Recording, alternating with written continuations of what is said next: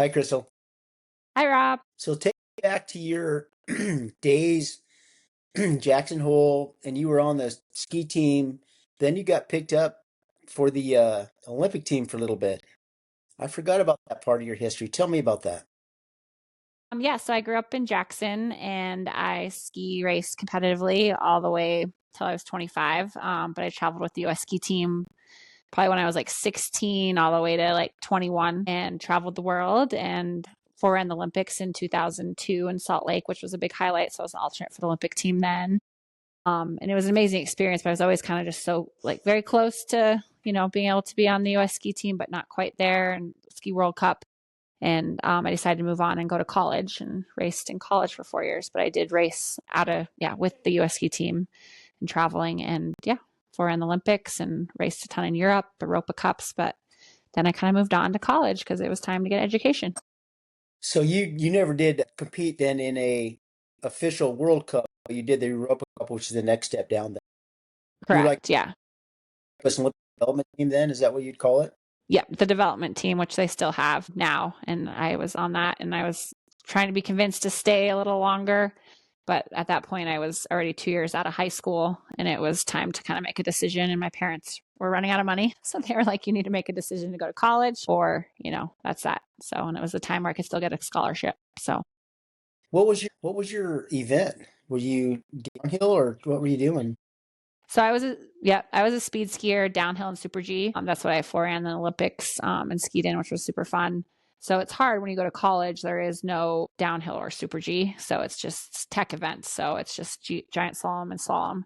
So that was kind of a big change for me. I wasn't like terrible at giant, GS and slalom, but it wasn't my favorite. So kind of when I made that decision to go to college, I felt like my career was kind of over. It was a little identity shift for me, for sure. But I still had good 4 years. Did you get recruited by Montana State, or and you scholarship for their ski team? Yeah. Yeah. So I kind of made a little mistake. I was being recruited by CU Boulder and it was in like, they seemed like the best ski team. I always wanted to go there. And I was young and I didn't take much time to go down and visit. And then I got there and I was promised a scholarship. It was a good old handshake back in the day. And I got there and I actually didn't have a scholarship. They were like, oh, sorry, we ran out of money. And that was kind of my fault for not signing, but I didn't, and my parents, we just didn't know. We just took what they said. And so I did spend 1 year there, but I ended up not fitting in well with the ski team and having a really hard time. It was very European based. And it was just a big culture shock kind of for me, big school. And I'm glad I lived there, but it kind of was a big damper on my career because I ended up not even skiing for CU. And then I got recruited by Montana State that following year. And so I had a full ride scholarship for 3 years there. And that was an amazing part of my life then, but I had a little rocky start. How well did you do in collegiate comps? I definitely did top five a lot, like collegiately in the giant slalom and GS. But to be totally honest, once I couldn't ski downhill and super G anymore, and then everything that happened at CU Boulder, I lost a ton of confidence in myself and my skiing. And I don't think I ever raced the same after. And it was really hard because I was coming off the Olympic year and I had skied so well. I'd been like super high up in the Europa Cups, like which, was so close to being qualifying for World Cups. And then I kind of went to school and then next thing I knew, I didn't really have a ski team. And so that was hard on my confidence and myself as a skier. I didn't have the coaching I needed for one full year. So to jump onto another team took me a little bit, but I did have some really good results. I don't think I ever won any races, but I was definitely top five a lot and helped contribute lots of points to the team, which was fun. It was a team sport. So you used your 1 year at Colorado and then 3 years at MSU, and with that you got your bachelor's degree. Yep. And I got my bachelor's degree in health promotion. Tell me about the strength and conditioning that you experienced as an athlete at the ski team and then at MSU. What was the culture and the strength coaches and stuff like at the ski team? Go ahead. At the like US ski team or Yeah. local ski team. So at the US team, I mean, I still feel like it's come a long way since I was there, like especially now being a professional in that industry. But I felt like it was lacking a lot of like depth and just knowledge, and like they didn't really have us on a program, which I thought was kind of silly. We were kind of just like hit and miss. And then granted, it was like during season, so it's like we obviously need to be focusing on racing, but I think there could have been a little bit more. So I really never had like a strength coach until I went to Montana State, well, CU. And that was awesome, like having a collegiate like strength coach, because then that's when I started to learn a ton about like Olympic lifting and strengthening and like my mechanics, and realizing I wasn't doing the right things. And I hadn't been taught properly as a teen, or like pretty much my whole ski racing career. Like now I laugh. I'm like, if I ever would have known how to use my core, I would have been a lot better ski racer. But yeah, so Montana State was really, I would say, the first time I had that good strength coach like programming, and that was really fun for me, and it made me really like want to get into the industry myself. So the Jackson Hole Ski Club at that time, they didn't do really Olympic lifting or anything like that. And then go ahead.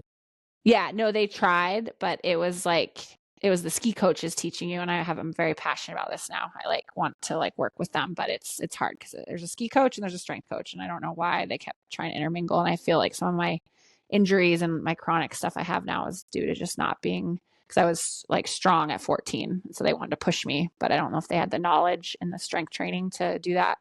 So I've tried really hard in my career as a strength coach to like help these kids and teach them properly and get them in the gym, but it's always hard. What was your programming like at MSU? Can you remember? I know um, you told me you were the powerlifting. You had the power clean record for a while for when. Yeah, no, it was hysterical. I laugh about that. I can't believe I remember that. I had like the power clean record at Montana State for like a couple of years. Like I don't know, it was like 160 pounds, which is like there's no way in hell I could do that right now. But it wasn't that much. But it was like for the athletes. We were all the athletes. We weren't like Olympic lifters. Right. So it was kind of fun. But that's when I really got into like realizing and harnessing my strength, which is funny because I never realized I was strong until college, which makes no sense. So interesting. Well, how would you describe, I guess, your skiing style on the tour? How would you describe it? What would your strength?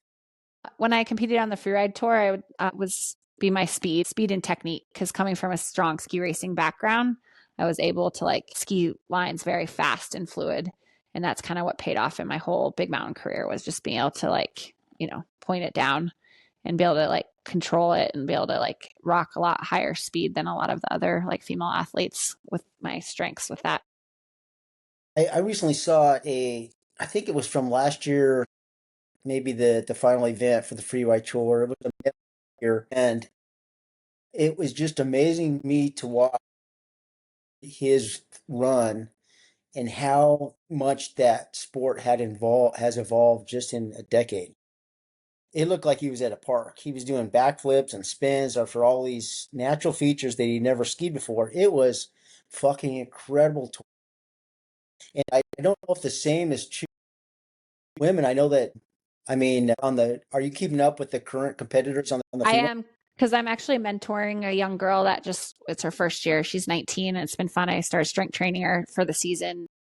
Yeah. And to be totally honest, I don't want to like belittle the women. They're skiing well, but I feel like the women of like the guys, like it's insane. I agree with you. I've never seen anything like that. The guys, like, I think have taken a huge leap, but watching the women, I've been a little disappointed just with their skiing and their technique and just the bar that's being pushed. But I also think a lot of that has to do with social media and people being able to like the depth in the women is not as much. Like when I was competing, that was all we had, right? We didn't have Instagram. We didn't have all these other ways to showcase our skiing. Because I think a lot of women get sucked into the more movies and filming, or like Kings and Queens of Corbett's, or not competing. And so I just don't think I just think the depth for women could be better, honestly. Like I feel like the girl I've been mentoring, she's skiing so well, and she's young, they're young and they don't have the experience yet on that tour. And I wish the women's bar would go up a little bit, but haven't seen that yet. So, because I have been Did following it. you, I mean, on the women's tour, if you were healthy and mid 20s again, could your style of fast and straight take some errors, but you weren't doing tricks? Would that win? Would that win?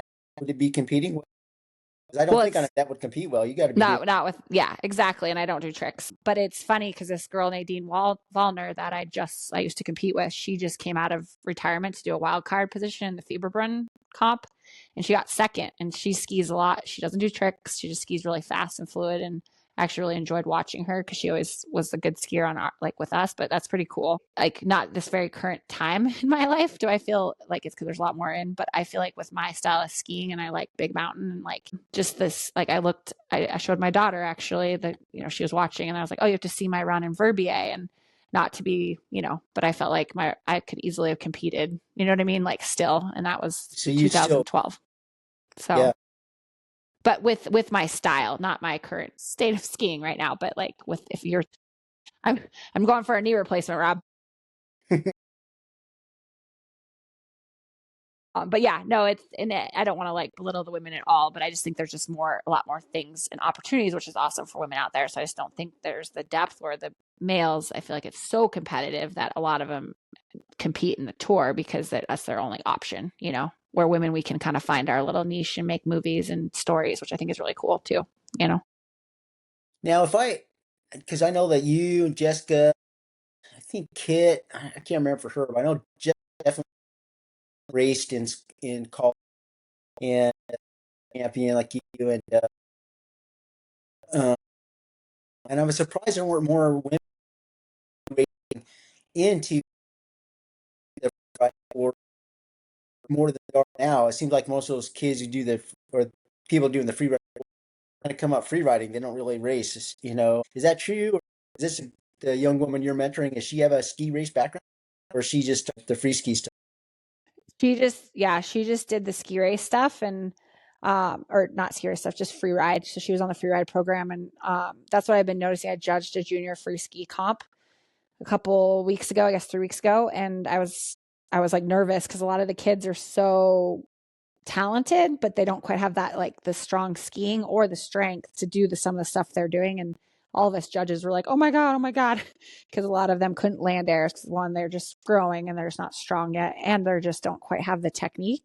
And they're trying IFSA now with the judging criteria, they're making it a lot more strict. There's like a whole rider level that we judge on now. So that goes into like good skiing technique. But a lot of these kids have not grown up racing, they only grew up free riding, so they spent a lot of time trying to learn tricks. But then when you want to go to a big mountain competition, it's a big mountain, right? And that's what's been, I think, hard for Chloe. Like she's a great little rider, but like for her being 19 and growing up in just free ride, and she jumps on visual inspection only, you know, it's a lot, you know. So for her to like have to perform there and just not having the experience or the knowledge or the skiing background, so I think that's tough. But she's doing great for her first year. My sense is that on the male side, the current competitors they come up through the ski racing side. They came up free riding the whole time. It's just been pushed. I don't know if you could take somebody who's on the U.S. ski team now and send them to one of these comps and have them do well if they're not doing tricks, right? Am I right there? Yes, no, I think and the women are starting to do more of that, and I think it's good. But the judging criteria is not just based solely on the tricks. There's so much more to it. So yes, the guys are so good that if you're not throwing a trick as a guy, you're not gonna podium probably, right? Or even top 10 at this point because they are throwing it on natural features. The girls are still kind of getting to do the little bit of natural features, but then what happens I'm seeing is they're kind of messing up the rest of their run because they're only focusing on that one feature to get that trick. And that bums me out because I like to see fast, fluid, like airs, like steep skiing.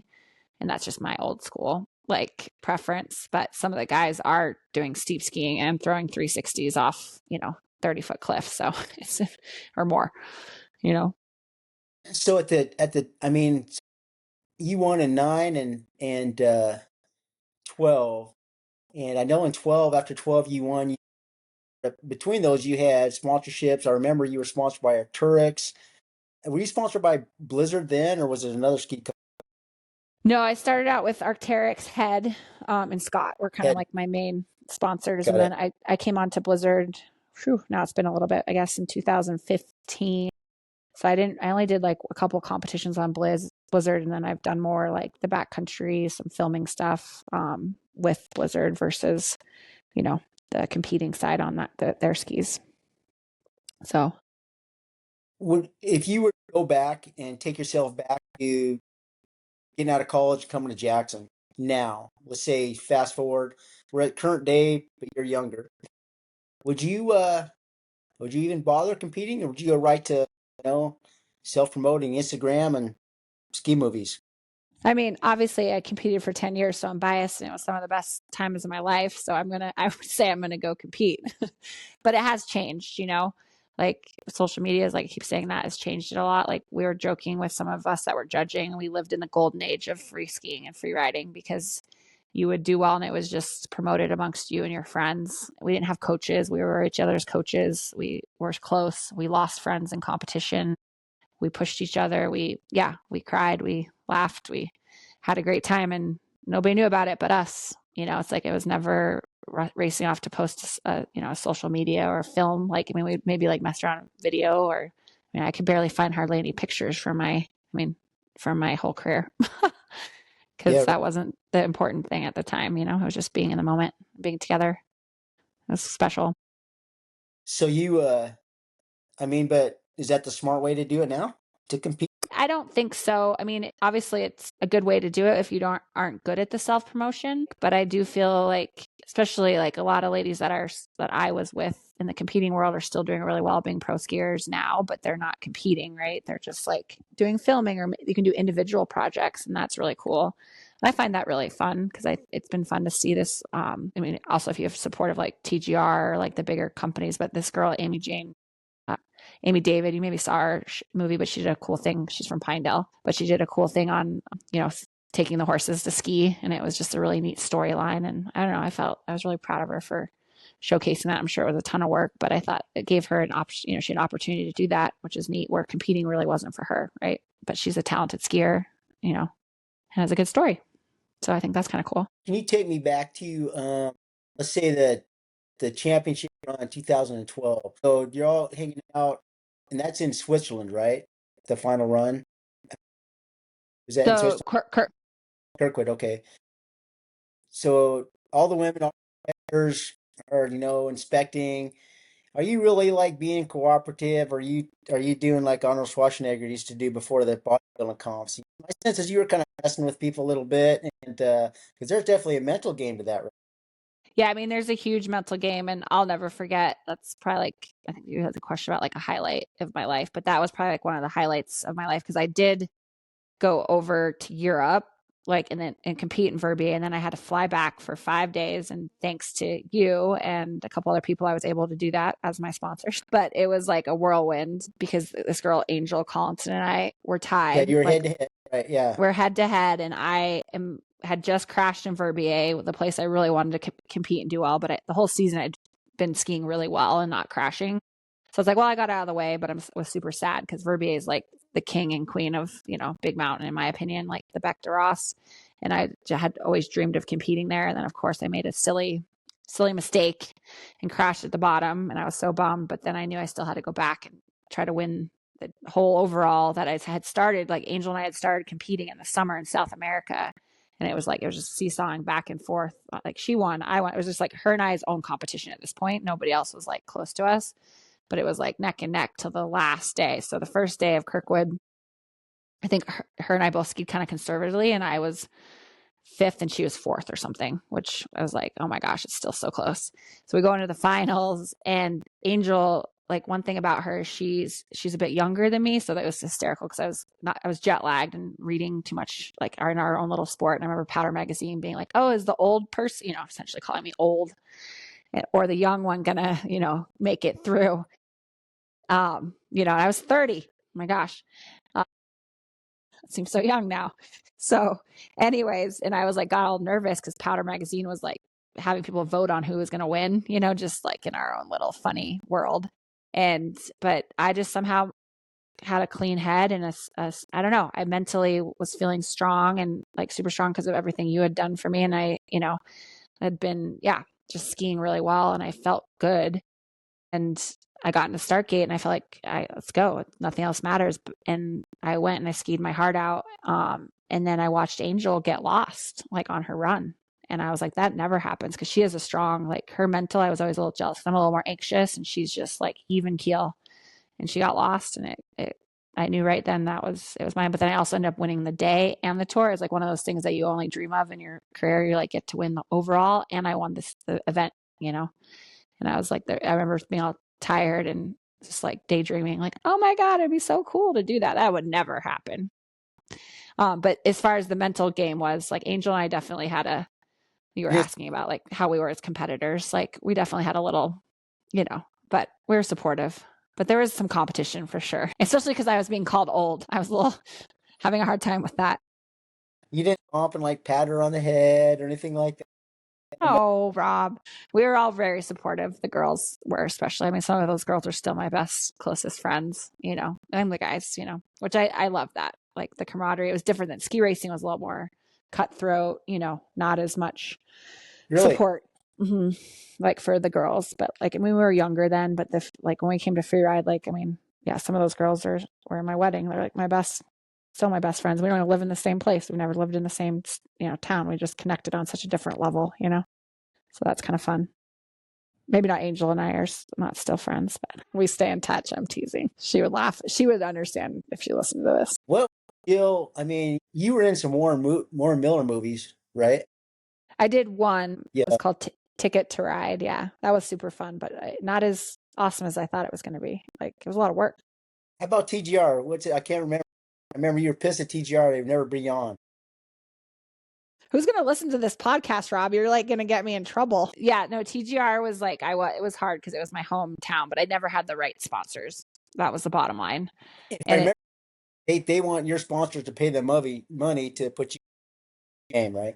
yeah, exactly. So it's all about your sponsorships at that time. It still is. And so that was hard because I like Arc'teryx wasn't at the time now they do a lot more of that. But when I was with them all those years, I wanted to stay loyal to the brand and it was a brand I believed in, but they weren't going to cough up for for TGR. And Warren Miller only happened because it was a word of mouth and they didn't need the sponsorship money. So it's like, and then I had Head, which wasn't like a big free ride, ski, they were like racing background more. So they didn't really care. So I didn't have any sponsors that would pay for a spot with TGR. And so that was hard being in my hometown because that was always my dream growing up was to be able to be in a TGR movie. And it never happened. You, And, yeah.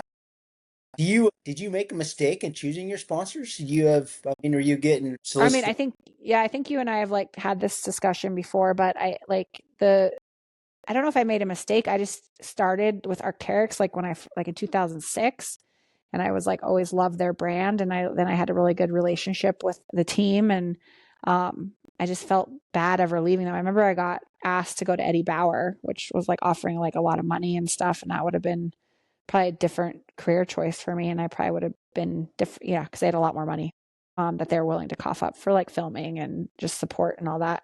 But yeah, I stayed true to Arc'teryx the whole time and then Head, they were supportive, but I don't feel like Head wasn't like the skis that were in the ski movies, right? That had the partnerships with the ski movies. So, Right. um, and the skis were hard. Head was a hard one to leave because I wasn't getting offered from the other companies what Head would. And just because I switched to like, Rozzy and they're in the TGR movie doesn't mean I get to be their TGR athlete, either. Got it. So yeah, it's an interesting industry. It's weird to reflect back on it, but it is, yeah, very kind of cutthroat with sponsors and movies and filming. And that's why I liked competing because it was the competition. And that still was hard because it's judged, but at least I got to go out and ski what I wanted to ski and do what I loved. Were you for personal training all through your competing days, right? Am I right there? You started your personal training and you started coaching. Yep. No, because I became a personal trainer, right? My last year of college. And, yeah, I worked in a gym up in Bozeman for a while. And then I, Ryan, my now husband, and I definitely lived up there for a year and I worked in the gym. And then we moved back to Jackson and I worked at the gyms here. So, yes, I was always kind of doing personal training, but not like super serious. I was kind of just like dabbling in it the whole time. What Yeah, other jobs did you have to support yourself when you were skiing? a credit card. You clean or slinging beers or I worked at Calico in Jackson. Yeah, I was a waitress. And then, yeah, my personal training was like, yeah, not making much. I think I had like 3 clients. And then I literally went into like $5,000 in debt on my credit card, but I didn't care because I just wanted to go travel and compete. And then as I got sponsorship help, I had like travel budgets. And then, like, when I was placing high on the tour would pay for everything. So I definitely But no, I mean, I was very broke, probably for 90% of my 10 years. So, but I was having fun. So that's all that mattered. Is there one event other than the last one where you crushed Angel, or event that you remember that you stand? The Verbier one, which was in the same year, stands out a lot only because it was just the nature of the event. There's like 2,000 people like lining the sides and the whole downtown. We got like opening ceremonies. I mean, you felt like you're a rock star walking through. Everybody's asking you for your autograph. It's just like the hype was really fun. And the Yes, venue, I really loved the venue. And then after we, get done competing, they shuffle us into this VIP area with raclette and glasses of wine, like real like glass wine. Like, I don't know, just like outside. I found that really interesting. And they're like, here's some cheese and watch the show, and you're just like, oh my gosh, what just happened? I wish I wouldn't have crashed. I'd be a lot happier right now. But that was like a fun highlight. And then I always loved going up to Canada, like Revelstoke. There was the Mac Daddy face, which is like a beautiful Alaska style face, and I had one of my cooler lines of my career on there and landed a line that the winning boys did, and so that was kind of cool because they were all like, I don't think you should hit that, Crystal. And I got above it and I closed my eyes and I was ready to eat shit. And somehow I came out going really fast and I was okay. So when you would go to choose your lines, would you be looking for what would you be looking for? Is there something you look to see that you knew would play to your strengths? Was there something that just looked interesting? Did you choose a line that you thought would win the comp, or all of the above? So yeah, no, I would choose something that looked fun to me and that would highlight, like you asked me, like what the highlight in my skiing was. So something I could ski fast and fluid. I was definitely better at like medium sized to bigger airs and trying to keep it. The fluidity is a big part of the judging. And so I always wanted to make sure I could ski a line. But when you visual inspect, you get on that line, it's a whole different ball game because airs are way bigger than they look. Like binoculars are actually the devil because you can look at a binocular like, oh, it doesn't look so bad. And then you get on it and you're like, oh my gosh, this thing's huge. And you're like committed. So, that was always, yeah, my kind of demise. Sometimes I pick out too big of like airs that didn't seem that big. So I learned that the hard way, like in 2010 when I went on the Freeride tour before I won the tour in 2009. And then I went on to the big kid tour, I call it. And so that was like a big, a whole nother level of visual inspection. I crashed in every single competition because I was like, people were like, oh my gosh, you're going way too big. You're crazy. But, I survived. Somehow I was just seeing stars and knocking myself out, not getting any major injuries. Did you is there a difference between the European competitors and the American competitors? Yeah, there was a big difference. And to be totally honest, it's kind of a long story, but the free skiing world tour, and you probably remember this, and the Freeride World Tour came together in 2013 after I won the free skiing tour. And that was like a big goal of mine, obviously, after breaking my leg to go back to that. But then when I went on the free ride tour, even in 2010, I just never felt as much support from the European riders. They were a lot more, it's like skiing so big in Europe, right? Like it's like their football. And so they were so competitive and they were breathing and living like that. That's all they were doing. They would train, they would lift weights, they would do this. And I was like working. And then I started my gym and I was really like all over the place. But, that was like a little different. It just wasn't as much fun. They weren't as much, they were too serious. But I mean, I definitely made friends for sure, but it wasn't the same once I wasn't just like, and we had the original tour, the free skiing tour was a lot of Euros would come for that, but there wasn't like we outnumbered the Europeans. So I felt like they just had to have fun with us. Please remind me, how deep did you get into ski mountaineering? So I've always loved skimo, like ever since I, was young in the Tetons, skiing in the winds, growing up in the wind rivers. But, I feel like that's kind of my outlet because I feel like I still need an adrenaline rush in my life somehow, but I like can't go jump off cliffs. So I love going up high in the Tetons or like skiing more like steeper exposed peaks, which I love. So, I feel like that's kind of been my life and I'm not making a career out of it, but it's been my passion in life since I retired from competing, which was in 2016. And I've skied a lot of really cool things all over the world now since then. But yeah, with it being all kind of, I guess, backcountry, I like to call it free ride, like free ride skiing. Cause I skied the Grand and that was awesome, but to me, that's not really a ski line. Cause you like ski a little bit and then you rappel. Like I like big mountain, just skiing lines, like in in the mountains, like where you just don't have to rappel, you don't have to down climb, you just get to ski these beautiful exposed faces that are just, from a top of a peak that have maybe all adventure in it all the way down. That's what I love. Is So there a mountain that stands out as like, man, that was fucking awesome? yeah, I mean, I was gonna say the Grand, and it's funny because I just dissed on the Grand because I did like it because it was just like, but it's like this iconic. I never need to do it again. I'm not saying I'll never do it again, but it wasn't as awesome as I thought it would be because it's just was such a sought after peak. But this line on Mount Wister, which is also in the Tetons, is this. It has everything you would ever want in a fun big mountain run. And you ski slowly, so don't take it as I'm going really fast, but you like go up it and then it's like you get to climb, like you're just scrambling like to the top. And then you put your skis on the tippy top and then you actually get to ski this beautiful face, but then it double fall lines back. So it's very exposed and then comes in this huge, beautiful apron, but it's like a good, 4,500 foot ski. And it was just, to me, just a beautiful ski line, just really aesthetic and really fun. That and then the Middle Teton, like Glacier Route, is another, like, it's one of 50 classics for a reason. But I don't know if Worcester is, but Worcester was a highlight for me for sure. Do you still like the exposure as much as you used to? You must, there knowing that you fall. It's go ahead. Yeah, yeah. No, I mean, I like it, but I have definitely calmed down since having my child. With exposure, I'm way more nervous about exposure. And I also saw a friend pass, like skiing above exposure, like in a competition, like he just hooked an edge and he was above exposure and that ended his life. So that I feel like I always think about what I'm skiing as far as like what are the consequences.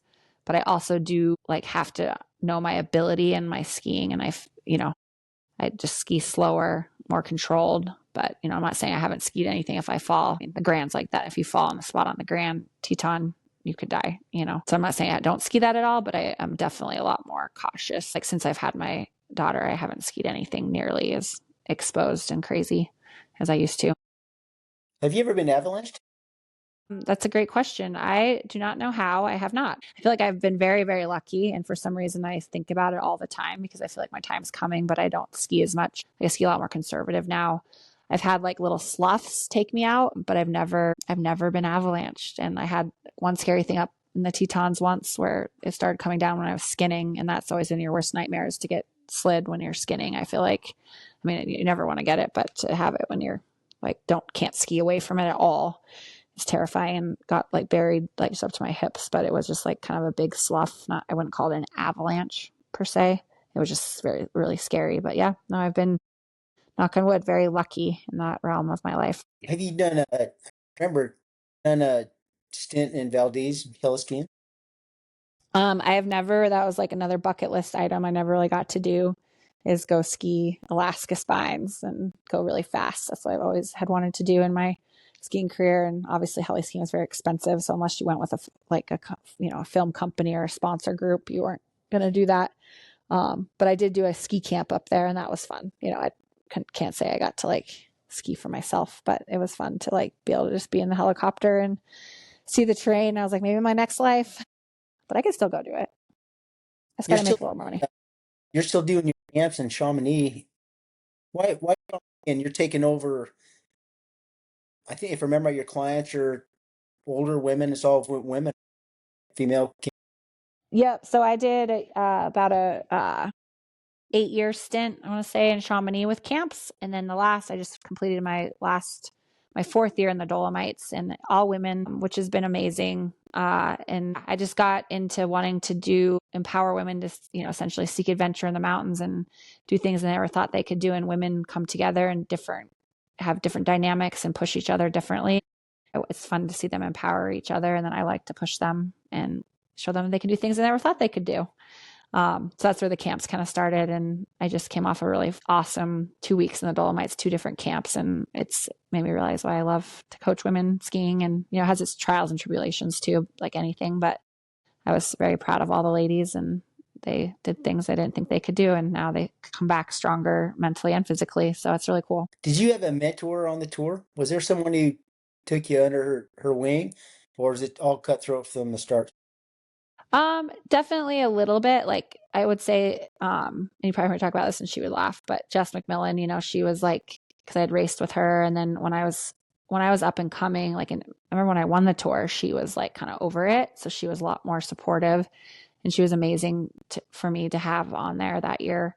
And I'd always looked up to her. Like, there was like a bunch of other, like, even back to the day, like AJ Cargill, Ingrid Backstrom, all those ladies were just doing so well, but I never really got to like talk to any of them. So I feel like Jess was like the one that was just my kind of, she was on a pedestal, and I just always wanted her to like me, but I don't know if she always did. I was annoying, but now full circle and we're buds. But yeah, she was definitely, I would say, on the tour, like my most, like, yeah, she mentored me because she had started competing before I did, and then competed a lot of years together. So that was really cool. So she just didn't like it when I beat her. Who's the best female skier you ever saw ski? Ooh, that's a good question. I mean, I will give props to Angel Collinson. I feel like she just, when she got on the TGR game, and like, her just skiing and her composure was pretty phenomenal. And Ingrid Backstrom, like, I'll never forget her breaking out. Like, you still watch her, like the old TGR movies with her in it. It was playing like when I was just in Italy. And I was like, oh my gosh, she still holds a bar. Like, there's still women not skiing big mountain like her.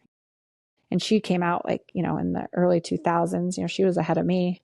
And it was fun because we got to compete a little bit, and I got to know her. And yeah, now she has 2 kids and still involved in skiing stuff. But I feel like, yeah, her skiing always just inspired me because it was fast and fluid. And, but yeah, her, and, yeah, like, I have to give it to Angel because she always just skied really well. And I have some of my other good friends, like my friend Crystal from Canada. She always was super calm and collected. And yeah, I don't know, it's fun to, yeah, it was fun to see women pushing the bars, but especially like before I got out there too. How about on the male side? On the male side, my good friend, which is so funny now, he lives here, and his wife is like works at my gym, but Dylan Crossman, he was like a telly skier turned, like, locked his heels down, and he started dominating. And the first time I met him, he like flew 100 feet over my head in inspection. I was like, oh my gosh, this guy's crazy. So he was always like a fun one to watch, and just super fluid and fast, and like, but more like Billy Goaty, right? So he would like do these little turns that I couldn't fathom doing. Then it was like all these Vermont boys. They were awesome, and they became my good friends. And a lot of them live here in Victor now. But Lars Chickering Ayers and his brother Silas, and they just had such passion. They skied with like, they didn't care about the judges. They just skied because they loved it. And that part, I feel like, is why I liked watching them ski. And this kid, Drew Tabke, he was the flying Hawaiian. But he stayed on the tour like quite a bit longer than I did. He still was placing well because of the tricks, because he throw big backflips. But now we joke, he's like, there's no way I could compete now with my one backflip. So Is there any, my impression of ski gear since parabolic skis is the evolution of ski gears being metal. Did I miss something there? Has there been a real improvement in ski gear, since when you started competing till now that you've seen is like, wow, difference? I would say, yeah, I mean, in the last, how long have I been out? I started 2006. Oh my gosh, getting old. I do think the skis have become lighter but stiffer. So that's like easier for throwing tricks, right? If you don't have such a heavy ski under you. But then they can still keep like the wood, and the metal in there. I mean, I like the backcountry skis have come so far. That's a huge, like, revelation in the boots and stuff. But They're good to ski down, right? So they're not only light to go up, but yeah, ski down. Go ahead. yeah, yeah. And then just like a lot of the skis, those, the kids are on these days are super stiff, but a lot lighter, and, easier to turn. The turning radius is easier. So it like makes it easier for stomping tricks, which we didn't have that, like, you know, 20 years ago. So, Are you still sponsored by the resort? no, I do a camp there. So I'm like kind of an ambassador and then an employee, but I haven't been with the resort for a while.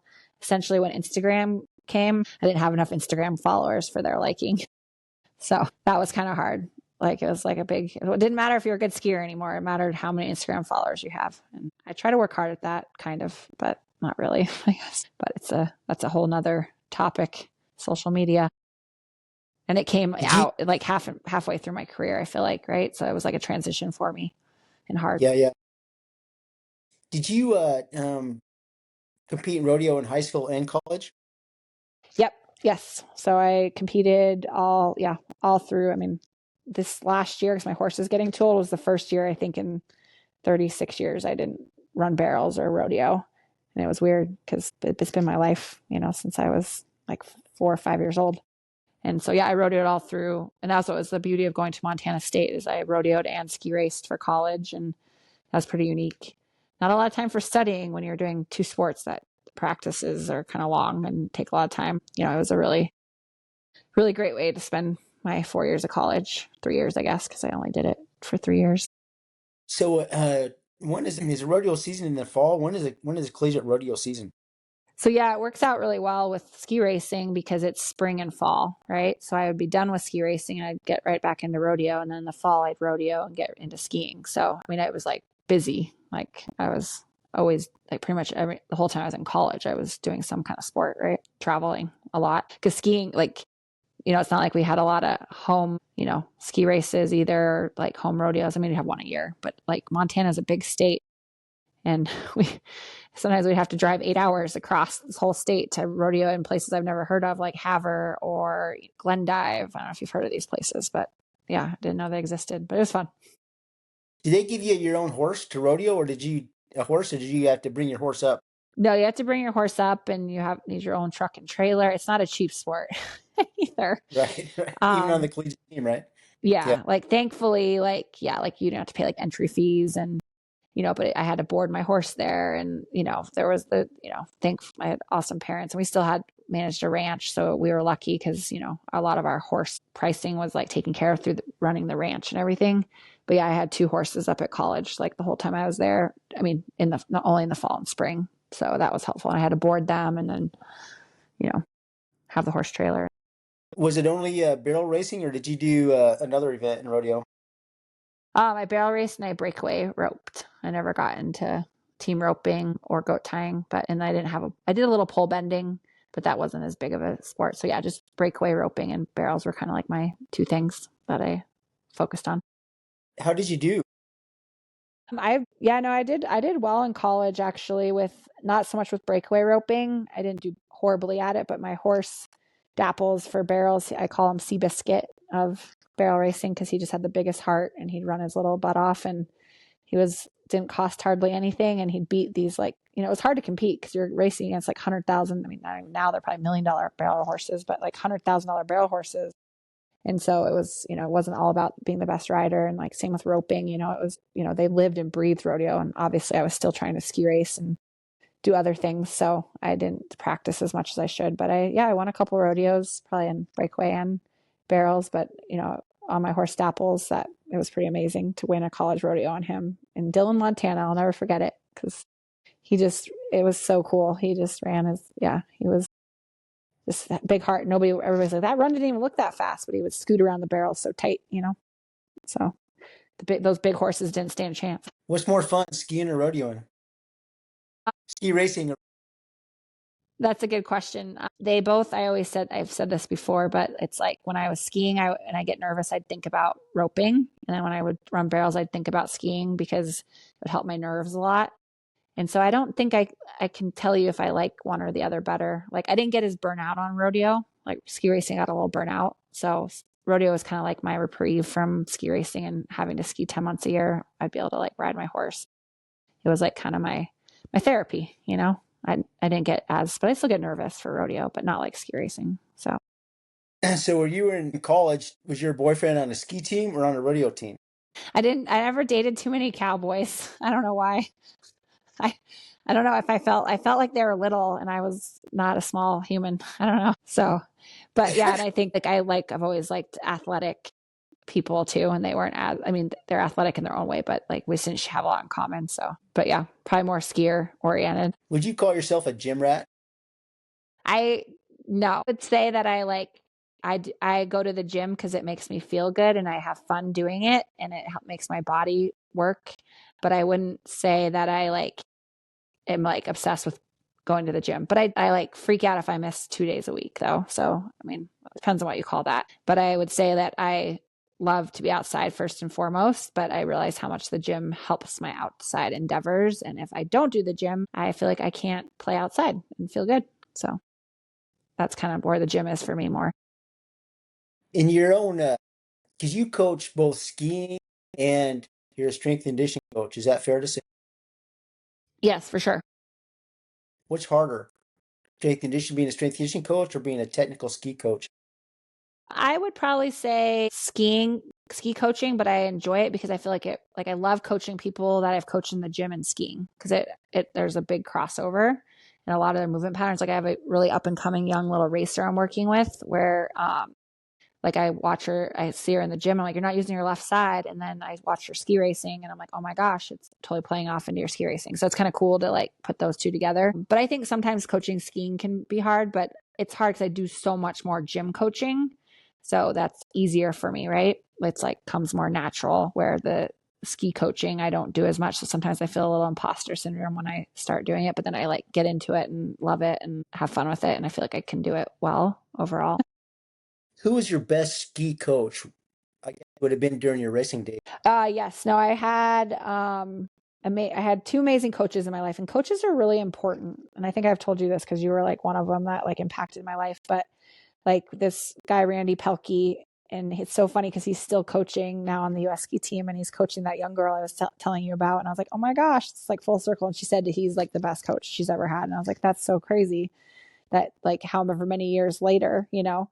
But yeah, so the Randy Pelkey, like he changed my life with like coaching and now he's still coaching, but he just would tell me the right things. And then this guy, Scott Baldler, it's funny, they're both males, but he was my ski club coach forever. And when he quit, I struggled with my skiing. But he had impacted me a lot with confidence and I always had a hard time with confidence and all that. So, but yeah, so. As a strength coach, have you found that the best skiers train hard in the gym or not? No, because I feel like a lot of them have natural talent. Hey, Rob, I'm afraid my phone's gonna die. I don't know what to do. Sorry. Yeah, just we need. Let's see. Are you plugged in? Some earphones I'm plugged in. plugged. I know that's the problem is I'm plugged in with the headphones. So, but yeah, no, I think the best like natural athletes think they don't need the gym, right? They don't have to work hard. And so I find that sometimes challenging to coach them. But then when they do grasp strength, they ski even better and feel even stronger, you know? But I feel like, I mean, professional athletes are hard to coach, but I like the recreational athletes. Let's get hold here for a second. Let you get set up. Yeah. You know that of all the athletes I coached that were at the elite level, you are the only one I can speak to who trained hard in the gym and was also great outside. Generally, I found that the better the athlete, they tend to hold back a little bit in the gym. I guess the only exception would be Ben Gilmore. He was like that. You know, he's a lead Yeah. alpinist, trained hard. Yeah. All the others would go back a little bit, and he said it seems to be your same experience too. I wonder why that is. No, it's really interesting. And I see it in my gym now, like being a coach. And I think they're like scared to get hurt. And it's like they're so good at their sport that they think the gym's going to hurt them. And I get in arguments, not arguments, but like discussions daily, I swear, with people like, you know, I'm like, you just went out and skied the Grand. Now you're scared to do a squat. And I learned a lot from you too, but I'm like, there's a lot of mental toughness trained in the gym and there's like durability. And like I had, you know, one of my clients, Greg Epstein, who's been with me forever, he got slid in an avalanche in granite. And they said the only reason why he was so strong at deadlifting and he was in like strong core and little guy, but he could like deadlift like 340 and he is probably only weighed like 130.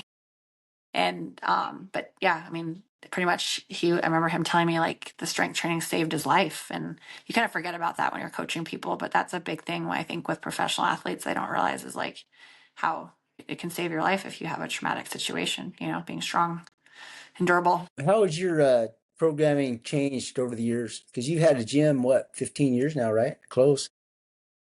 Well, if you count like, yeah, the years I rented your space or used your space, probably close. I obviously started mine in 2012, and then, but I think it was like I should remember this, like 2009, maybe is when I can't remember when I met you, but yeah, probably we'll say like 13 years, 13, 14 years. My programming, yeah, it's definitely evolved. And, obviously I like joke all the time because I started my gym before Instagram, and now you get on Instagram and then people will come in and there's so many programming options out there and everybody wants to chime in. But I've tried to stay true to what I know and keeping it simple. And I like learned a lot of that from you, but obviously using like the mountain athlete base, programming, but then I bring in my own flair of like the injury prevention and mechanics. And I believe in like, all the, stamina still work capacity. And like so many of my, like, I don't understand like professional athletes or people like that don't want to do stamina work or work capacity. I was like, you're not doing that. You're going slow in the Tetons all day. Like, why don't you want to get your heart rate up or like work on like strength and stamina? To me is way different. So I actually emphasize that a lot because I feel like for me, if I can go through a 30-minute AMRAP and like, with like, we'll say like squats, cleans, lunges, burpees, whatever, that's going to help me in the mountains, like mentally and physically, because I'll be strong and more balanced. So I think those kind of workouts are really helpful. So I still use a lot of those. And then just good old basic strength, hard but doable, I love how all that transfers. Like for me, all that transfers to mountains. But I do a lot more single leg work, with stuff that's been coming out. I find stuff on Instagram too and use it and programming it in. And I know some of your questions are different exercises. I was laughing because the bands, man, bands have just are like those. They're all the hype, use a band for this, use a band for that. And it just cracks me up. But I still think it goes back to good old simple, like, and I love using like the barbell, the med balls, like kettlebells. I love, dumbbells. I feel like sandbags are amazing. So yeah, no, I feel like I try to change it up a lot in my programming, but still stay with like just the good old simplistic, basic overall, programming, and try not to it's hard not to get sucked in, especially when I have different coaches coming in and chiming in, but I'm like, why not stay with something that works, right? That's kind of how I feel. And I feel like if as long Got as it. it Yeah. keeps working, stick with Yeah. it. We're one of the athletes. We actually did a podcast where we kind of debated whether or not mental fitness trained and improved in the gym transferred to outside the gym. I'm not sure it does, but I remember feedback from you and other even pro athletes who said that it did, that you'd come back. I remember you told me that one Sufferfest out Big Sandy, something you had to walk back. Yeah. You had to like massage somebody along because they wanted to quit you or something or were mad at you. Go ahead. Yeah. No, I was gonna say that's a prime example. And I mean, I've seen it in my athletes too, like at the gym, like they say how much mental toughness like pays off. But I laugh because I remember the first time I met you gave me a 60-pound sandbag and told me to lay down and get back up. And that was not going to happen. And I was like, who is this guy? He's trying to kill me. And it's so funny because I can do a sandbag up with 60 pounds, no problem now. But I laugh because like that always is what I remember when I mentally in the mountains, like struggling or tired. I like think of like sandbag get ups or a hard work capacity set or, a hard stamina set. And I don't know, for some reason that helps me a lot feel like, oh, I can do this. Cause like I don't feel like we push ourselves hard enough, like as hard as we could, and I have a really hard time with all these athletes being like, let's just get massages and let's have like heat packs. And I'm like, what happened to like just training and like getting strong? Like all you did was go out and ski and throw a couple tricks. And now you feel like you need to be in the sauna for like an hour and have ice packs. Like, sorry, but it's like, but they don't train. They just always do like recovery. So I never understand. I don't understand that mindset. It's definitely very big in our like professional athlete ski. I'm saying like mountain town right now. I'm seeing it more, but it's interesting. Is it as a female strength coach, who gives you the most shit? The men or the women? It's like people that come in to train Yeah, or athletes. I mean, do they, athletes. I mean, is it, have you been around, you just command the room or does some like test you because you're a woman? Have you had that? I feel like I actually most of the time I get more respect from a lot of the guys because I feel like a lot of the guy athletes that come in are not super strong athletes themselves. Does that make sense? I don't feel like I have a lot of. I think they're good athletes, but I sometimes get more women because my gyms are definitely have more women that sometimes challenge me more, which is interesting. Like trusting that I know what I'm doing and like this box gym with a bunch of weights in it. They think I'm gonna hurt them or something. I don't know. It's weird. Like, I'm not going to hurt you. I promise. Try not to anyway. So, but yeah, it's interesting. Do you think it just in terms of on the strength coaching side and then and being a female skier side, Is there one of those two areas where being a woman was easier, or do they both have their challenges? I think I've always, I mean, I feel like even looking back when I first started my gym, and it was always hard to get just respect from coaches that coached for me that were male and like other gym owners because it was like, oh, you're a female, you should have a Pilates studio or a yoga studio. And I always got that kind of weird, just stereotyping was weird. And then, obviously I competed in a extreme sport where there wasn't a lot of women. And so, yeah, I mean, it always evolved. And I feel like that, I met great men out there that were supportive, but then a lot of people didn't, I lost a lot of confidence because I didn't have that support from the males too, like in the gym business, as coach, like I've had a hard time with coaches and just respect there. And So it's these just, are coaches you hire who don't yeah. respect your knowledge, huh? Go ahead. Exactly. Yeah. No, totally. Just coaches like, and it's always, I don't usually have a hard time with any female. Like right now, I have a full, almost female staff, and it's so much better for me. It's weird. I have like a couple of guys that coach classes, but but they're great. They're young and they're just stoked to work there. But yeah, if I've always battled like just out of respect, like they want to do their own thing, or I'm not doing the right programming, or they don't like this, or they think this is BS, or I just get argued and condescended to, and that's hard. That was hard for a while for me because I felt like I took them under my wing, but it was something to do with me being like, my husband would say, the guys just keep hiring all these guys that just don't, they want to compete with you, not, they don't respect you. And that was hard for a bit. Why did you start Babe Force? The Babe Force, that kind of goes into like ties into everything we have been talking about. But the Babe Force I started in 2012. I just decided to break my leg and start a business and a nonprofit that I didn't know was gonna be a nonprofit. But I started that in 2012 because I felt like there was a need, kind of I've been talking about a lot on this podcast, just to empower women and get them out of their comfort zones and have other like-minded women to get buck wild in the mountains with, which was our original kind of mission statement. And then it's now to empower all women to seek adventure.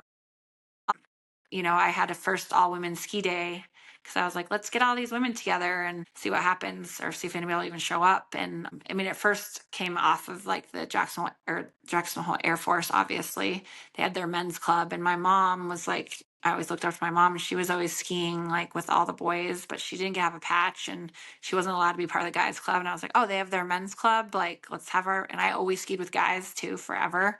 And then I started, gravitating toward women, skiing with women, because it was just more fun and I felt more comfortable and like better decision making. And then, yeah, the Babe Force was born because some guys were not letting us pass on the traverse out of granite. And I said, this is ridiculous. Just because we're 4 women doesn't mean we can't pass you.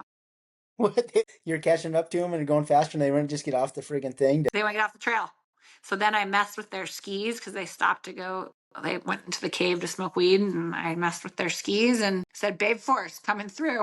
And I literally said it as a joke. And then all of a sudden, like, next thing I know, fast forward, we have this nonprofit and we're offering scholarships, and we had our first women's ski day, and like 50 women showed up, and I was like, oh my gosh. And I think it was just ahead of its time. Now there's tons of women's groups, which is great. But when I started it, it was like nobody was doing that yet. It's interesting. It was like, I feel like it was, I'm good at starting things and having ideas, but when I have to be the leader and remain the leader, it's harder for me. So that's when I like need help. And obviously I didn't know about nonprofits and all that. But yeah, then we became a nonprofit and went on to offer like lots of scholarships. Now, sadly, it's known as Women in the Tetons, and that was hard on me to change. I have to have a name change, but I'm still doing patches, and patches are earned, and we have patch nominations. People can nominate somebody that truly inspires them. Like you could nominate somebody, Rob. So I'm trying to get more guys to nominate too. I want to be on a Babe Force, but it's men, right? So that you can hang out with us, you just can't ski with us. What are you most proud of? Your ski career, 13, almost 15 years at Wright Training, or Babe Force? I would probably have to say, it's crazy to say this, but my business and my career, because I've learned everything I feel the hard way there. And COVID. I mean, there's a lot of things that I've gone through. I've lost leases and lost a lot of different things in my business. Started a business right before COVID, like the second gym. So, yeah, I mean, I can't even believe I'm still here, and both my businesses are still going. If I think of it like that, never had the strong business head. I started my gym out of passion and wanting to help people. And because you told me to leave your gym and start my own business, and I probably never would have done it without you, even though I wanted to kick you in the butt.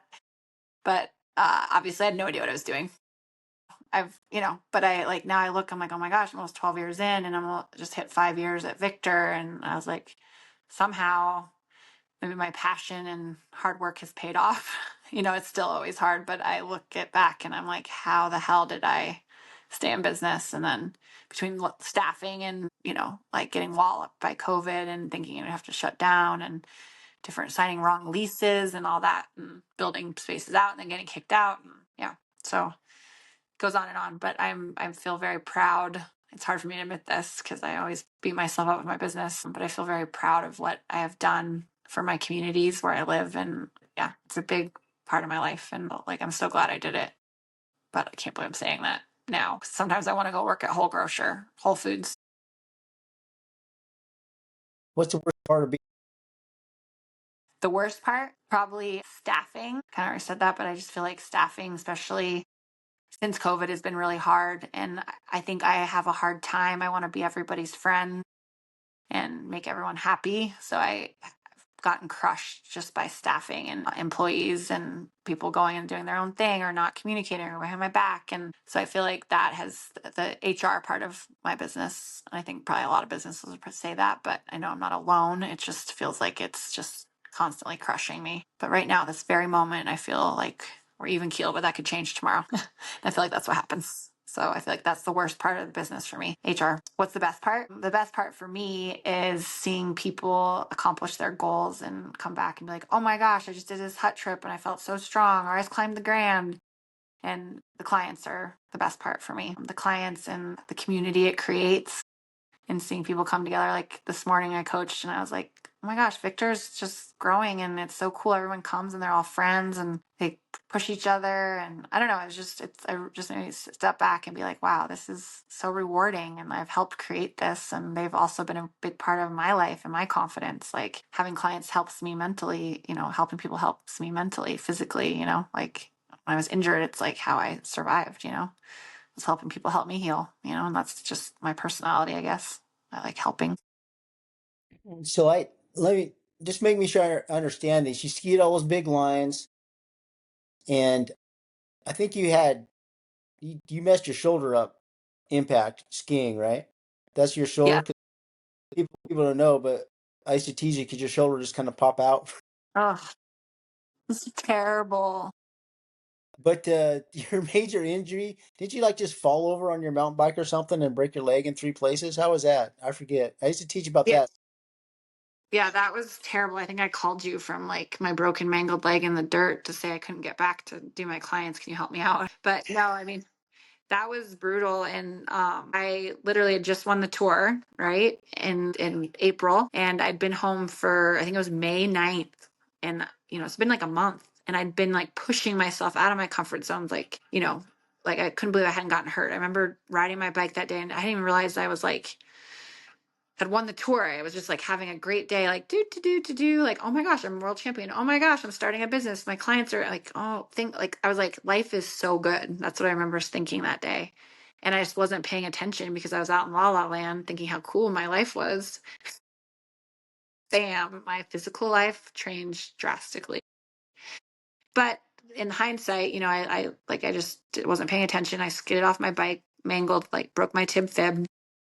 I ended up being in the hospital for a week, two massive surgeries, almost lost my leg because I got compartment syndrome. I mean, it was very hard. And I had a whole summer and I owe a lot to you for like keeping me sane. You kicked me out of the gym because I wouldn't leave, get off the bike because I needed to do something. But then I like started building my business. And then, I started my business in December of 2012. So it's kind of wild. I don't think, and I committed to competing on the tour skiing again because that was like my goal. And my shoulder had been dislocating and I had shoulder surgery. And so I literally went back into a big competition in January of like, I don't think people like, I don't know. Nobody I feel like realizes that in 20, like I hadn't weight bared for 3 months on my leg, I had a rod in my leg. My shoulder was popping out all the time. I had shoulder surgery. And then I broke my leg in May and was competing at a high level in January, which was probably not the smartest thing. You probably should have told me not to do that, but I did it and I ended up re-injuring myself. I don't know if you remember that, like in March, like I hurt my leg again. I think it wasn't healed and I landed hard and I think the rod doesn't flex like a bone. And I was like, had a pretty bad bone bruise, and that was a little devastating. But, I went for it. I don't think I'd give that advice to myself again to go compete that soon. But I did it. And then it was hard because I started a business, so I couldn't mentally focus. And I competed a couple of years, thankfully, for a couple of my young coaches, Nina and Dane. And yeah, so it was a whirlwind. I don't know how my business survived, especially because I was like, see you guys, I'm leaving for 2 months. Is that what you do when you start a business? No, you took a programming course from me, and now you've done all of your own programming now and learned from other coaches. Looking back on my programming has evolved quite a bit, of course, over the years. But looking back on the programming that you learned from me, where was I wrong? Where was my programming wrong, and that you found out that where my programming is or my approach is wrong? I think that your approach was wrong with just it was such I love your programming for 2 days a week, right? But I felt like where it went wrong was when we were trying to get out and play in the mountains, like more than 2 days a week was not sustainable. Sorry, still at that level of like wanting to play outside in the mountains. So for a mountain athlete, and that's why like most of my people only train 2 days a week. I only train 2 days a week, but with your programming, it's always total body. So at least the way I keep it, not your programming, but like programming that I use now, that I developed from you and it kind of catered into my way. But that's definitely what, like I think sometimes you were just too intense, too much, too heavy, at least for me, and so that's where I felt like it was, well, I don't think there was anything wrong with the programming per se. It was the amount of like days of training and maybe the amount of load, you know, so. So if you're having mountain athletes and they're in season, they're coming in a couple days a week, are you doing strength, work capacity, core, the same session? Can you run me Yeah. through So what? So yeah. So those? Go so ahead. I'll usually do like an outline, like you had taught me, like where you just do like 12, and that's how I teach all my coaches that come into program. So I'll go like, days 1 through 12 or whatever we'll say. And this is just for like basic overall base or sport maintenance. When we do sport maintenance, I'll like think of like this, like, okay, it's ski season. So we're gonna like focus on not like hammering the legs. So we're not gonna do like heavy squats and all that, but I focus a lot more on like still lower body, but I do like single leg deadlifts and single leg, like lunges, split squats, landmine, like it goes on and on, or like Turkish get ups or sandbag get ups, like on the core side, but I do a lot more single sided stuff. But so the three different things we have, I'll have half strength, half work capacity. That's like everyone's favorite, I feel like, because it's, it's my favorite because I like getting that little 10-minute work cap hit, whatever that is. And then we'll have like today we had a 30-minute AMRAP, everyone's favorite. But I like that because I work on stamina on those. And I tell people to stay at a steady state. So they'll work at like a 6 out of 10, or I'll give them a heart rate zone to stay in. They're getting as many rounds as they can, but I don't want, the goal with that is like, this is your long, slow day in the mountains, right? This is like, you need to be able to do this, sustain this all day. So I will throw a stamina day in there, and then I'll have like a full work capacity day as well. But I'll like the exercises I choose are not going to make them blasted. So they should be able to go like skiing that afternoon if they want, if they're consistent, like, and for me, it's weird because I see all these gyms that do 5 days a week, or even Dane with hers. Like, I'm like, I can barely get my people to come 2 days a week, but I also think it's because our programming, is pretty intense. You like get a pretty good bang for your buck. Like, and where CrossFit obviously, is meant to be more days, and it's like half the load of what we do in an hour. And I've had people say that, and I've obviously gone to CrossFit and done other gyms and stuff. But that's why I love our programming, because I can, do 2 days a week, but spend the other days outside. And that's like a lot of people, I think that's why my businesses have succeeded, because it's, less gym time, more outside time. And that's kind of my clientele, and it's kind of goes with how I see it too. And then sometimes people add like 3 days, or, off season, people will come more. So, but yeah, it's hard. I mean, people get worked if they do like 4 days of if they did 4 days in a row. Has there been a fitness programming philosophy or something you've tried, bands, landmines, mobility stuff that was fatty that just turned out to be a total disaster that you just like, this is terrible? Is there anything that comes? The question is, where is your programming the weakest right now, do you think? Go ahead. I think so I think the different fads that you try, like I joke about the bands, there's good uses for them, but sometimes I get like sucked into it and I have coaches like too much complex exercises is not good for somebody that's never been in the gym, especially a group class. So like all of a sudden it's like, all right, let's do a single leg deadlift with a row and then go out to a fly or whatever, that's just like, no, like what are we actually going to accomplish by doing that exercise, in my opinion? So I just try to keep it back to the basics and then maybe add in some like more fancy per se. But the complex exercises I don't love because I feel like it takes till like round 4 for everyone to feel their butt, for example, and it will say a landmine split squat. I do love the landmine because I've always loved barbells. But like, for example, it's like if I am trying to have them do a split squat into a thruster, it's like what I feel like it's too much. It's like fun total body exercise, but like I feel like they can't actually get the goal of the exercise for me would be to activate their glutes, and I think it's fine to have it as a total body. It depends on what the goal is, I guess. But sometimes I think now the complex, crazy exercises I don't like. And I've tried them and then they don't work for anyone. And then in a class setting, it's very frustrating because people are doing them wrong. And then as the coach, you're like, I can't control all these horrible forms. So just trying to get them to do a good squat in my gym is like my priority.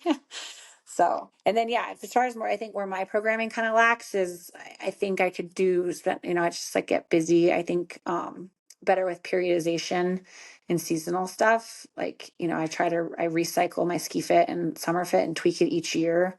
But I feel like I could be better at like, yeah, just having better goals in the month. And I used to like let other coaches program and now I've just been programming and it's like a lot better because I feel like people are getting a lot more out of it because then I actually have a goal. And I'm like, okay, we're gonna work on the posterior chain. So I've been trying to really focus on that, but I could be better at having more of like a focus for sure. I feel like my people are coming consistently enough now, but I feel like when people don't come all the time, why am I going to put all this effort into like making it like all flow when people don't care? They just want to come in and get a good workout. And like, I can do that for myself if I want. I don't know. So, but I think I could be stronger there for sure.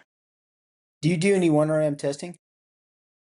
I do. So, but only, that's the other thing. That's my like weak thing. I could do it more throughout the year. I do it for ski fit, I do front squat 1RM and then we retest it. Cause I feel like I have ski fit and summer fits coming up in April 7th. So 2 8-week progressions.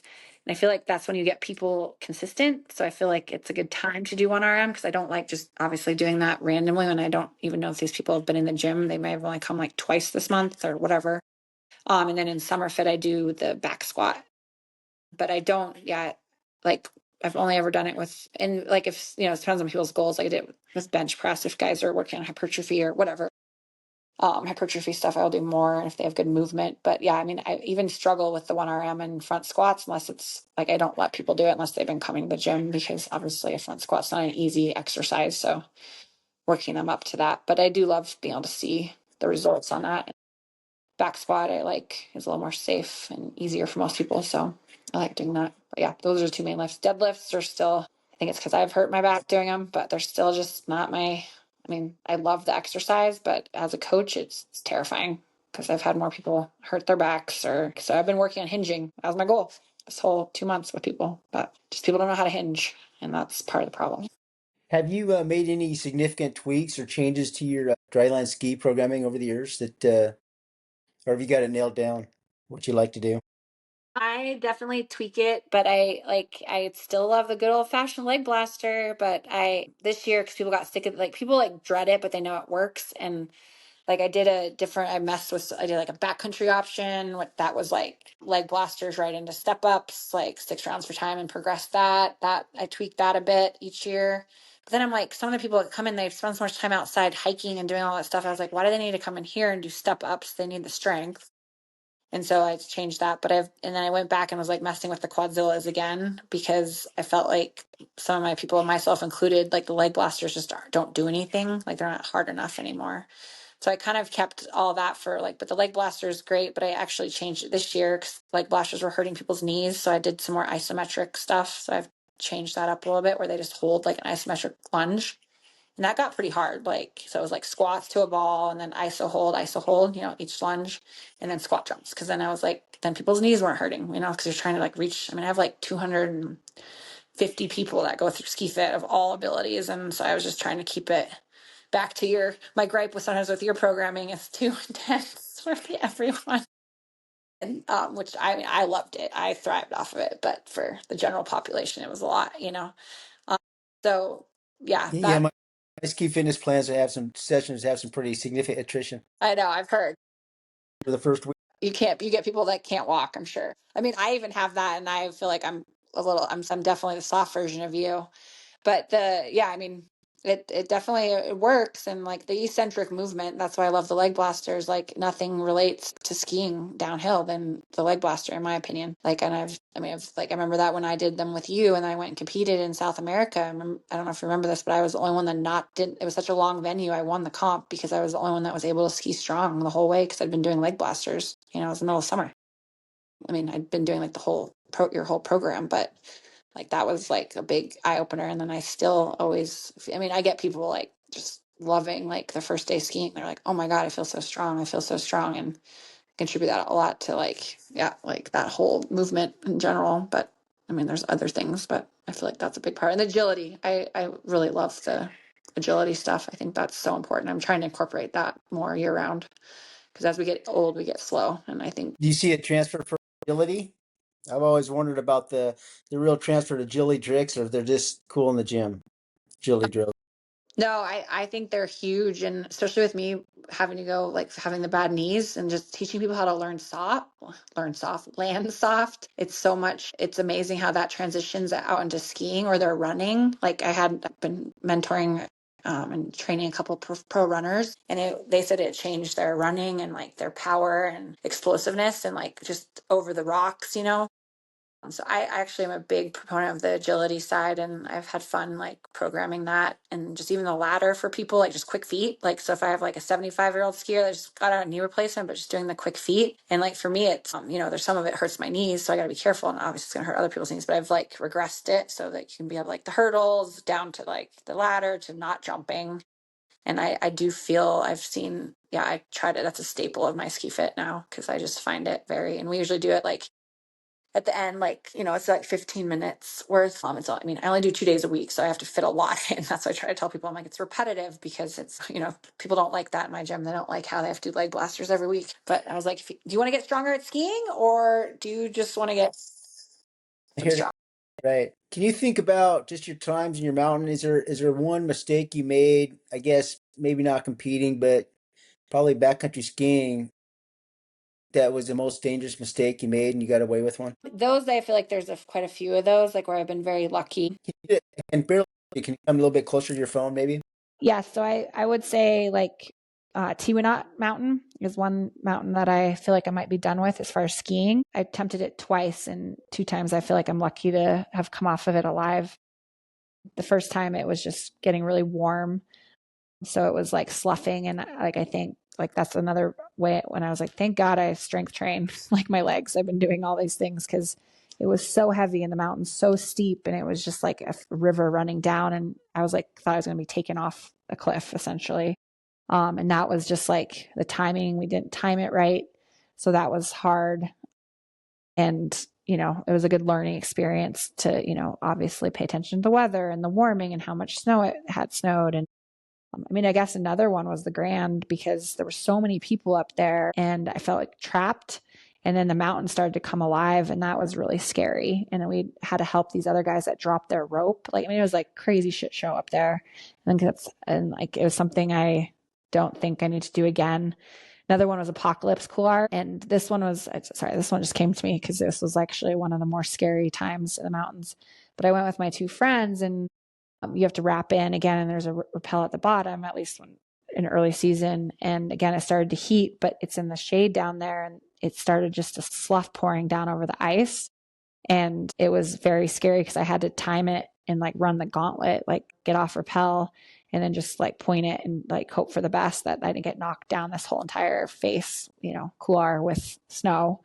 It wasn't enough to bury you, but it was enough snow coming down. And it was hard because I was with another couple and they pretty much left me for dead up there. My friend Erica had gotten off rappel and she got sloughed and she ended up losing a ski. And so of course her partner was very worried and he went before me and I was like, I'll clean the ropes, don't worry. Like, But in the meantime, I'm on the one ice screw, and the snow is just like, I was timing, it was about every 90 seconds, huge sloughs would come by. And I was like, how am I going to do this? And I have to get the ropes. And I just remember, again, thanking my strength and my mental capacity that I did in the gym. And I had ropes wrapped around me, and I just I was pointed it down in my skiing ability, I guess, too. And I just pointed it down so fast because I just didn't know if the slough was going to get me or not. And then reunited with my friends, and everyone was okay. But yeah, my friend had gotten sloughed like a good 100 feet, not buried, but I forgot about that. It was a scary time. Not a smart move. For your daughter, Cassidy, what tell me about her. She's skiing, rodeo, and everything. She's gonna be an athlete like you? She is loving skiing, and she's playing hockey, which is really cool. And she doesn't love the horses, which is hard for me. I think she enjoys it, but I think I kind of threw her to the wolves a little too early, and she had a couple scary experiences. But yeah, no, she's pretty amazing, and I love that she loves skiing. She told me the other day, she's like, "Mom, I went up the tram, and Corbett's doesn't look that hard. I think I'm ready to do Corbett's." I said, "Oh, really?" She's turned 7. And I was like, we can go look at it, but I know that she's a very determined but conservative skier, which I love kind of, because it's like she's opposite of me. I was a little more wild, by the seat of my pants, and rodeo and skiing. And but she's so focused. So I think if she puts her mind to it, if you tell her she can't ski Corbett's, she'll ski Corbett's. But yeah, and the hockey's been fun. And then, yeah, horses, it's not the season right now, but I'm hoping that she will eventually, be into it. Did you ever get hurt rodeoing? Did you ever get hurt? I did. I fell with the barrels at one point. My horse fell on me, but I can't say I ever actually got hurt rodeoing. I just had scary experiences, but I came back. I never was in a lot of pain. Is there any question about your ski career or your business or strength coaching philosophy that I should have asked but didn't? I don't think so. We covered, I feel like my injuries. That's always been a big part of my career choices. I feel like in my skiing, and it's developed who I am, and having mentors like you, good and bad mentors. I won't tell the name, but I had you and another pro skier in there, and you're doing burpee suicides, and you remember starting that going, I feel sorry for that guy because Crystal drive him into the ground. You drove him in next to you. Yeah, you were the exception in my gym as the elite athlete who trained hard in the gym. Everybody else held back, but you never held back. I know. You brought out the best in me there. I don't think I did things I never thought I could do because of you. I was like, wow. That's so funny. And then you describe, and I used to tease women coming in, if I made them cry, I'd be disappointed. I said, don't cry now. Don't cry on your way home. Oh God. I feel like you're good with the ladies though. You were supportive but strict. They had to have a tough skin a little bit. Yeah. You were always proud of them, proud of all of us. All right, you ready for the lightning round? God, yeah, I tried to prepare for this. Yeah. Yes. Okay. Best total body lift. Curtis P. Oh, that's a good one. It's my favorite. Still. Look good. Yeah. Good for you. Yeah. Best lower body press. I like the just good old fashioned back squat. We did a mini study called it the King exercises. Compared the back squat to thruster to deadlifts. All the lab rats did a 1RM for each first. There were 3 groups, 3 subject groups, lab rats. So the first day, every lab rat did the 1RM for each of those 3 exercises. And then a third of them just did back squats. A third of them just did deadlifts and thrusters. Then 3 weeks later, retested their 1RMs of all 3 lifts. And then the back squat dominated. The guys who back squats. I could see that. And thrusters. And anyway, that back squat is a king of strength exercises based on those 3. Anyway. Yeah, no, that's cool. That's interesting. I mean, I agree with that. But I've noticed that when we do summer fit, and if they go from back squat to deadlifts or front squats, they improve their numbers and all those other things as well. If we've been focusing on back squats, right? So right. Lower body pull. Your favorite lower body pull? I do just a good old RDL, just because I feel like the posterior chain, especially in the mountains, is important. Upper body press. I like a good old. You know how much I love bench press? Not just kidding. I like a push press. Yeah, you could press 90. I remember I was like, no more bench press, Rob. I hate this lift. Best full exercise. I do have started to love pull-ups. Like it's just I know because when you work on them and I don't have dislocating shoulders, I find them a very good exercise. And I like them because it's a lot of core too. So if you have a stronger core, I feel like that's, I don't know, helps your pull-ups. And it's climbing kind of related to, which I like. Most overrated exercise. Probably, I know this sounds silly and everybody probably disagree with me, but the hip thruster, I just don't Is the like one it. where you lay on the bench and you put the thing. Yes, and it's like so hyped up. Yeah, I think don't women do that to like to get big butts? Yes, it's supposed to be a butt exercise, and maybe I just don't have the mobility, but I just don't love it. And it's very overrated. It's all It over was the place. and they were they had like pads and they had like a hip thruster machine Yeah, it's like a big deal. in line to do this exercise. I know. I mean, I've tried it. I got to give it another chance, but I just feel like it's like what everybody talks about, like on Instagram and whatever they want. Like I get people, new clients, like, oh, can we do hip thrusters? Can we do that? So I don't know, but people will probably disagree with me. Most underrated exercise. Most underrated exercise: sandbag get-ups, baby. Nobody thinks they're good, but they're good exercise. And everybody, I think it's because people don't like them and they're hard. But I feel like they don't get like much. I don't see anything on social media about sandbag get-ups and how good they are for you. So I think they're underrated. Yeah, we started a challenge at 80. It's called the 80-80-10. 80 sandbag get-ups and 80 pounds in 10 minutes. I've never got that. The I remember that actually. I feel like from you. most overhyped piece of gym equipment. Probably the cable machine. Yeah, I agree with I you. don't know. It's just because it's just takes up space and there's too much crap and it's too complex. But Do you have one now? no, I don't have one though. Yeah. Yeah, if you had to choose one exercise for pro free skiers. I gotta go with the leg blaster. Because they're safe too. Like they don't have to be really good at lifting to get the benefit, you know? We did another study where we took one group athletes. Both groups did front squat 1RM at the beginning. Then one group athletes did a front squat progression, just a classical percentage-based progression on their front squat 1RM. Other group athletes did leg blasters. At the end, did front squat, and both had gone up the same amount. So it was pretty interesting. That is really interesting. I mean, it makes total sense to me, but it's interesting to see that. Like you think it, yeah, in your brain, you're like, oh, it'll work, but you don't know. Most undervalued piece of gym equipment. Undervalued? Probably, I love the Echo bike, and I feel like people don't see the benefit of it. I don't know. I think it's okay. We had this month. Our challenge was 300 calories for time. Go on any equipment, but most people chose the bike, and that's where you can win it. But it was brutal, like to do all that on the Echo bike. I don't think people realize like what a beast that machine is. Mountain achievement that means the most to you. Probably, I will say, just because it was iconic, is skiing the Grand Teton. You know, it was as special as something I'd looked at since I was young. Like 10 years old. The mountain achievement that means the most to me was the time that you challenged me to go up the hill behind the gym and weight vest, and I beat you. That was probably yeah. Well, what happened to me? How did you beat me? And I remember that. Where I beat you by.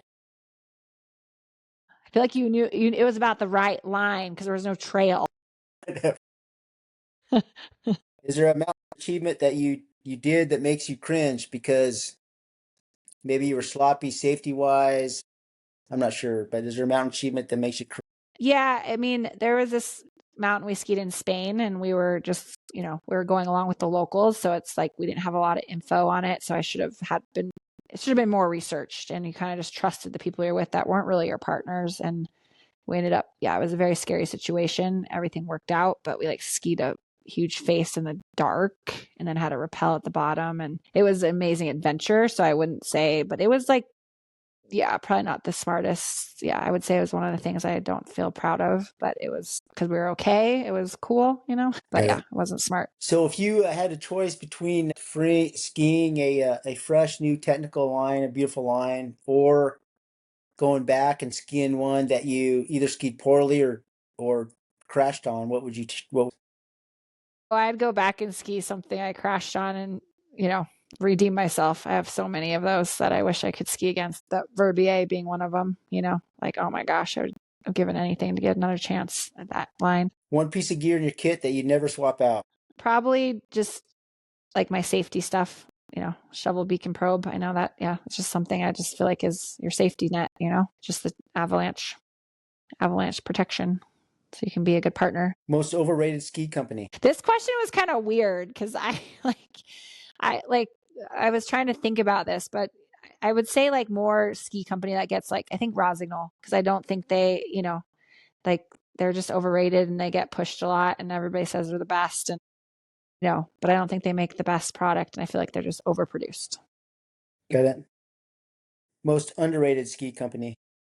I think there's a couple of like the ski companies out there that I do think Head and Black Crow make really good, awesome. It depends on what we're talking for racing or backcountry skiing. But I would say like for big mountain, like I feel like Head is very underrated. I don't ski for them anymore, but I feel like they make excellent skis and nobody really skis them, but they also don't promote. It's how they promote it too, but they're a great ski. Where are you skiing now? I'm on Blizzard, which I love. I'm very biased towards Blizzard. They're amazing. It has been interesting to see, Black Crows, Factor, some of these smaller companies that kind of came out producing skis. They kind of came on momentous, right? There's Jackson. Yep. Line, kind of new companies that you never heard of that have. A lot, yeah. But like Bodie Miller has his line. It's hard because it's hard for me to give you an honest opinion on these because I haven't skied like any of those. And I feel like if I haven't tested the product, can't really say much, Are you still sponsored by Blizzard?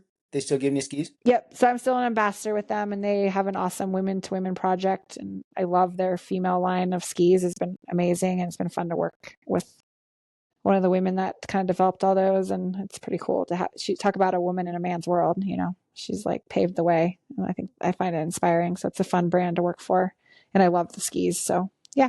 So I just have a good partnership with them. Do you still have a relationship with Arcturix? No, I don't. And I haven't for a while. That was like a bummer because that ended like, it was just very weird when I got pregnant. Like it was like a weird They thing. dumped you when you got pregnant? Essentially, but now they're so supportive of that supposedly. So I don't know. I mean, this was 7 years ago. So I was still kind of have a little beef about that because it definitely didn't make me feel good. I was already going through, like a lot of changes.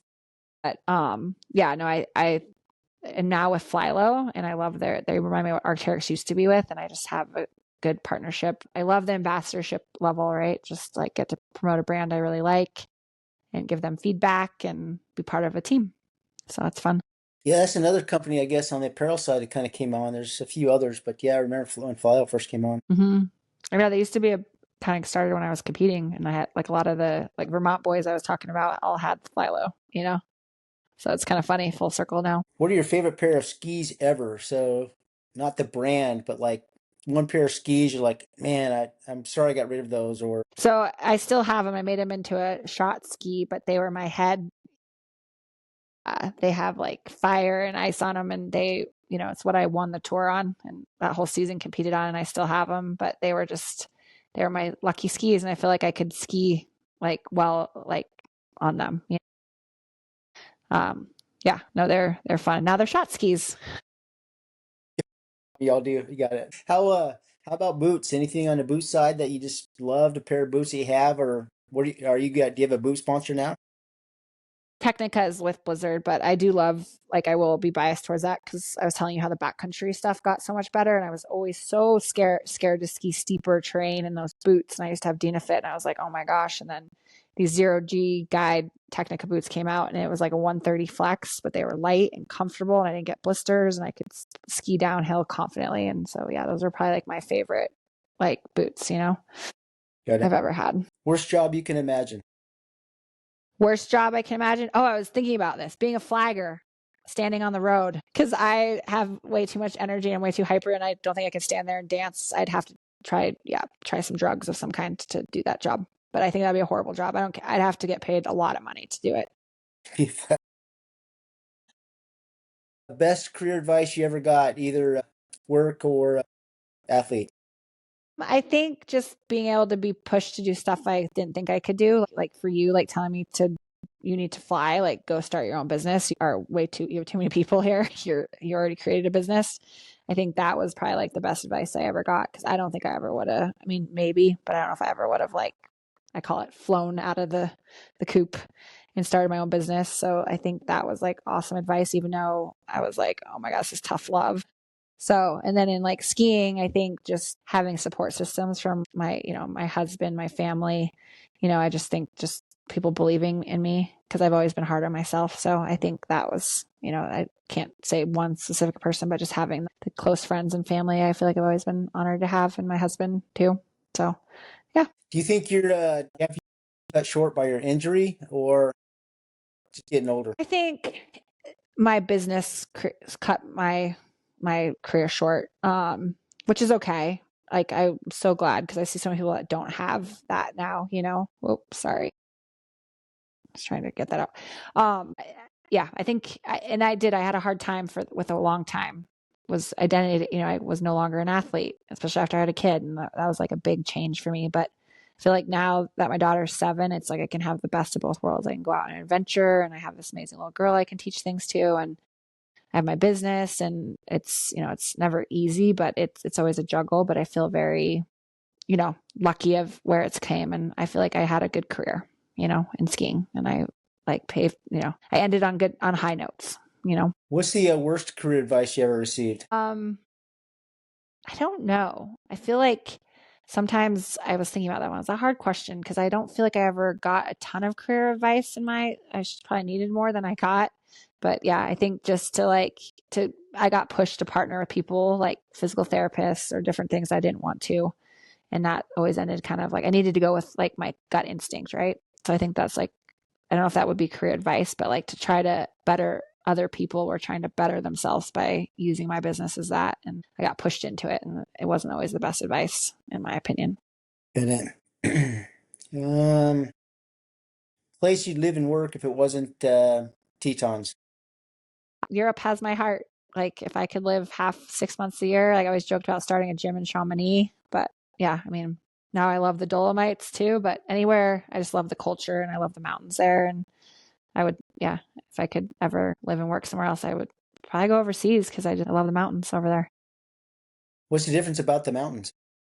I just think they're just everywhere and they're bigger. And I just like, for me, I just feel like in America, we're always just like, go, go, go, go, like make money, do this, never take any time. And you go over there and everyone's like enjoying lunch and they have siesta, and it's just like a different lifestyle. And every time I go there, I always feel like a lot more at home and like calm. So yeah, it's really cool. So If you had to choose between Chamonix and the Dolomites, which one? I know that's hard because I just got back from the Dolomites. So right now I like love the Dolomites because it's still a little bit more wild, and Chamonix's gotten a lot bigger and busier since I first went there like 15 years ago. 15 years ago, yeah. Or more than that. Yeah, I don't even know. Time, Rob, I think I'm still like 20. So, but yeah, I think right now I would probably choose the Dolomites. Good. Great. So again, last question. You are 20. What advice would you give to the 20-year-old Crystal? Yeah, I would say like I wish I had more self-esteem and confidence, and I would give the advice of like, keep chasing your dreams, but don't be so hard on yourself, and realize your strengths. Like I feel like now being middle-aged, like just having confidence in certain things don't matter, but when I was 18 everything mattered, and I just couldn't be the athlete I thought. I could have been a stronger athlete if I could have got out of my head. So I think I would give the advice of, yeah, confidence and taking care of that too, and believing in yourself. Right. Thanks for this. Yeah, thank you, Rob. That was fun.